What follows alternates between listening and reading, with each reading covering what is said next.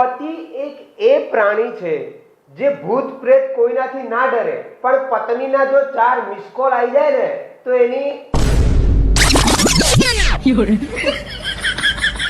શું થયું એ ખબર નહીં ને એટલે હા. આ 2 દિવસથી બાજો છો ને અને ખોટું બોલો છો ને, આ બહુ ખરાબ કરો છો તમે. જોજો તમને નરકમાં જગ્યા નહીં મળે. અરે હું દરેક જગ્યાએ તારા જોડે જવાય નહીં માંગતો. હે?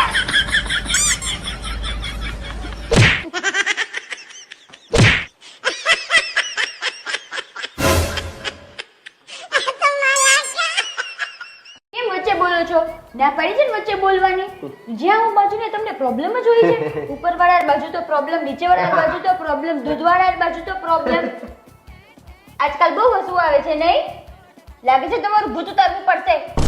લો બોલો, મેં સાંભળ્યું હતું કે મહિલાઓ જોડે મગજમારીમાં ના જીતી શકાય તો એમને પોતાની મુસ્કાનથી હરાવો. જોયું, આજે મેં ટ્રાય કરીને જોયો, કોઈ ફરક પડ્યો? કોઈ રસ્તો નહીં આમનો. ખોટા વ્યામમાં રહેવું નહીં પુરુષોએ, આ મગજમારી ચાલવાની. ઘરનું માણસ છું, ઘરનું માણસ. હું તમને સંભાળું, તમારા મા બાપને સંભાળું, તમારા છોકરાને સંભાળું, તમારું ઘર સંભાળું. તમે શું કરો? અરે હું મારી જાતને સંભાળું તારી આ નશીલી આંખો જોઈને જાન. યાર અવશ્ય क्या बात है सर, क्या बात है सर, क्या बात, ये बात है, अरे सर क्या बात है.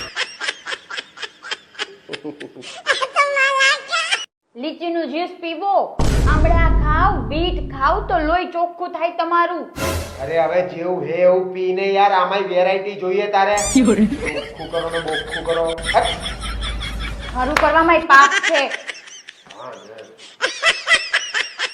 આજે અચાનક મને એક વિચાર આવ્યો કે બૈરું અને નોકરીમાં કેટલી બધી સમાનતા છે કે એકવાર મળી ગયા પછી છોડી ના શકાય, એક હોવા છતાં બીજી કરી ના શકાય, અને મેન ખાસ વાત કે પોતાની છોડીને બીજા બધાની કેટલી મસ્ત લાગે.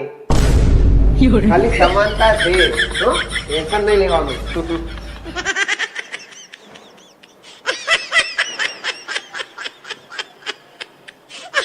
તમે તો સાવ કેવા છો, તમારા મનમાં કેવા કેવા વિચારો ચાલે છે. નો બોલવાનું બોલો છો, તમારા મગજમાં તો નકરું ગોબર ભર્યું છે, ગોબર. હા, અને એ જ ગોબર તું ડેલી ચાટે નહીં.